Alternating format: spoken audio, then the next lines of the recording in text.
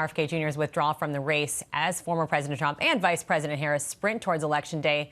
Who better to talk about this than Kerry Kennedy? She's a human rights activist and attorney and president of the Robert F. Kennedy Human Rights Organization, named after her father, and of course, RFK Jr.'s sister. Kerry, thanks so much for joining us. Really appreciate your time on this Friday. I want to get your initial reaction to your brother's decision today to drop out of the race and to formally endorse Trump. As you heard Selena say, the statement we heard, you called this a betrayal.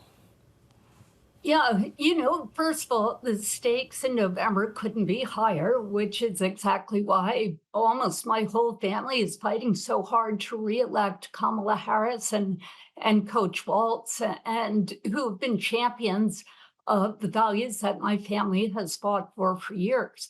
And Donald Trump is the polar opposite.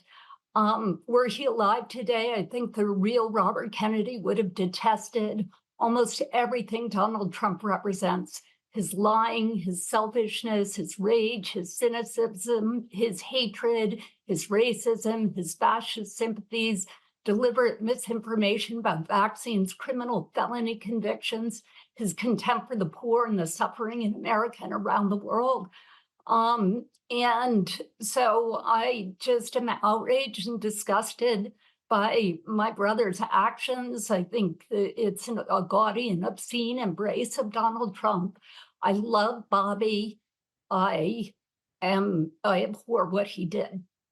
Kerry, have you spoken with your brother today or in the past couple of days as this news has emerged? And do you think that he really wants this? Does he want a position in Trump's cabinet? Does he really want the former president to win? I mean, your guess is as good as mine. I think if you watched him today, if you've heard what he says, it's very confusing. And I don't think that if Donald Trump promised him the moon today, that would Donald Trump deliver that? There's no saying, because what he says he'll do and what he actually does are two different things. Now, that said, he is, he's a threat to the most basic rights and freedoms that are core to being American. The right for women to control their own bodies, to live in communities safe from gun violence, which has impacted our family. To love who you love, which has impacted our family.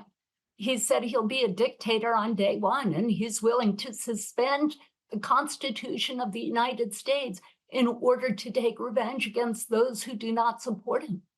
And he's threatening to and planning to repeal the Affordable Care Act, cut Social Security and Medicare, leave millions without the programs they rely on. I don't think there's any position in the world that's worth any of that. So safe to say you have not spoken to him today or about this specific endorsement that we heard just a few hours ago? Bobby knows exactly how I feel about it, and he's chosen his path. You talk so much about what's at stake in this election. Are you worried that, your brother has been polling around 4% in our 538 polling average, that his supporters will go with former President Trump? And, at this point, does it hurt or help that he is still on the ballot in some states? How do you view the fact that he has kind of stuck with that campaign to stay on the ballot, even with this pulling out today? You should ask somebody who's professional in this realm.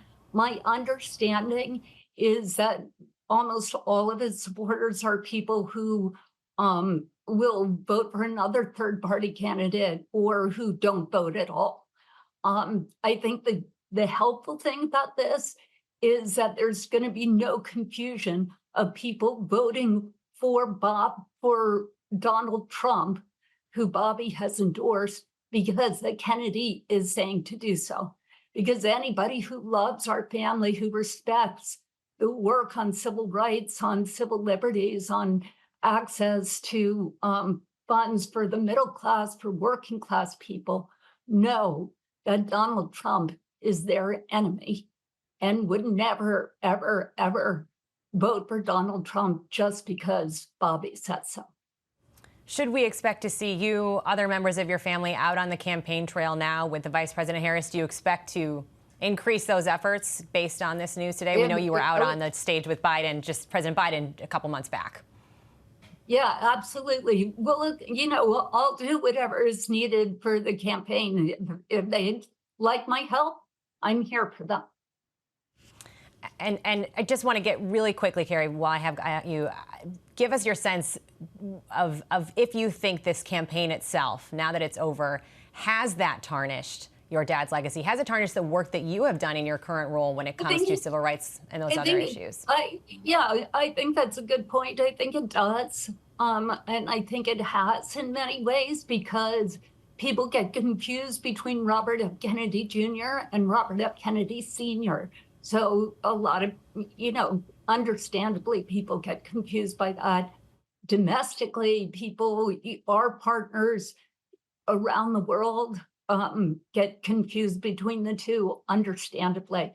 And especially because the campaign itself has sought so desperately to tie itself to the legacy of Daddy and Uncle Jack.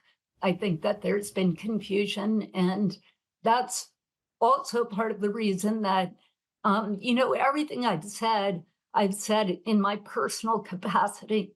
But now, as the president of Robert F. Kennedy Human Rights, a human rights organization started by my father's family and friends to carry forward its unfinished work on social justice, it is very, very important for everyone to understand that we have nothing to do with Bobby Kennedy Jr. at all.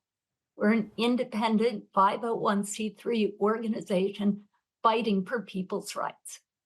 Making that distinction very clear. Kerry Kennedy, really appreciate your time. Thank you so much for joining us today. Thank you.